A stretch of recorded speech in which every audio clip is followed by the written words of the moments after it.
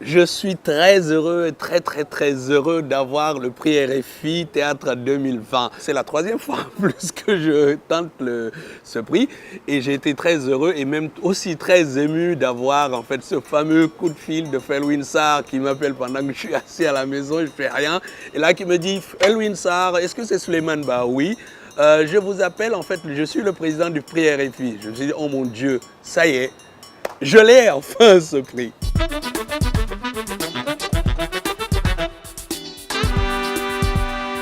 La pièce, en fait, est fortement inspirée d'une manifestation qui a eu lieu en octobre 2019 à Conakry. Et à l'issue de la manifestation, il y a eu 11 jeunes qui ont été tués. Et ensuite, ces jeunes-là ont eu les corps qui ont été gardés pendant à peu près une dizaine de jours où on ne voulait pas forcément les enterrer parce que du côté du FNDC, donc le Front National pour la Défense de la Constitution, ils voulaient organiser en fait des funérailles grandioses comme ils disent. Et du côté du pouvoir, ils n'avaient pas envie parce que c'était pour eux une façon d'être exhibés et montrer en fait que c'était un pouvoir répressif. Donc voilà, c'est à partir de cette idée-là que j'ai voulu donc raconter l'histoire de ces jeunes. Au-delà du caractère anecdotique qui concerne la Guinée, ce que je voulais aussi, c'était de raconter comment est-ce que des corps finalement se retrouvent comme des terrains de jeu de pouvoir sans que finalement ils aient voulu demander cela. Si on prend par exemple la mort de George Floyd aux États-Unis, qu'est-ce que c'est finalement ce corps qui représente une lutte politique aux États-Unis, ce que représente le corps d'Adama Traoré ici en France. Donc tous ces corps-là, est-ce que véritablement, une fois qu'ils ont été assassinés, est-ce qu'ils ont envie d'être le support pour continuer la lutte qui s'engage entre deux bords?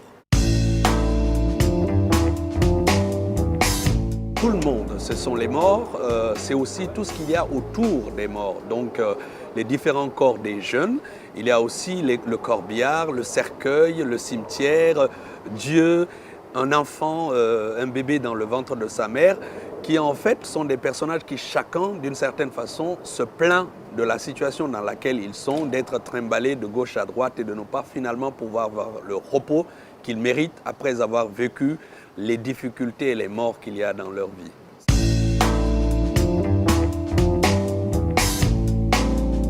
Ce sont les personnages qui conduisent en fait à cela. C'est-à-dire qu'à un moment donné, dans l'écriture, il s'impose que pour les personnages que je suis en train d'inventer, il y a quelque chose de violent dans leur propre vie.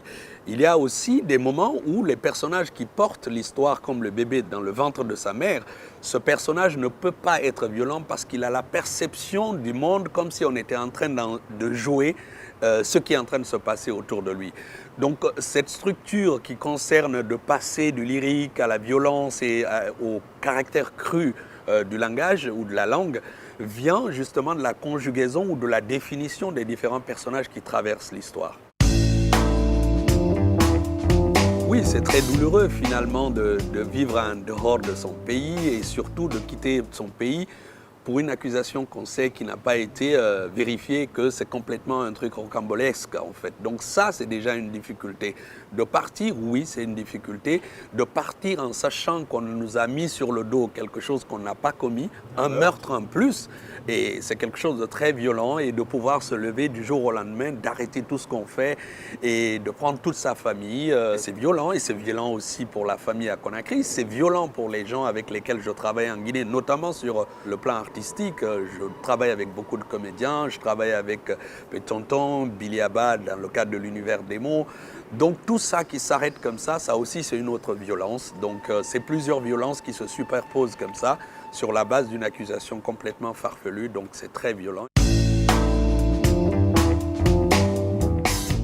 Ça fait plaisir pour soi-même, ça fait plaisir pour sa famille, mais ça fait aussi plaisir pour les jeunes dont je parle dans cette histoire. Parce que c'est aussi une façon pour moi de continuer le combat que j'étais en train de mener à Conakry. Et donc, il y a une espèce de prolongement comme ça de ce combat et du coup de rendre hommage à ces jeunes et pour la lutte qu'ils sont en train de mener, mais au-delà de la lutte, le fait qu'à un moment donné, peut-être qu'ils ont aussi besoin de se reposer et qu'ils n'ont pas besoin d'être les flambeaux qui peuvent être utilisés pour tel ou tel autre camp.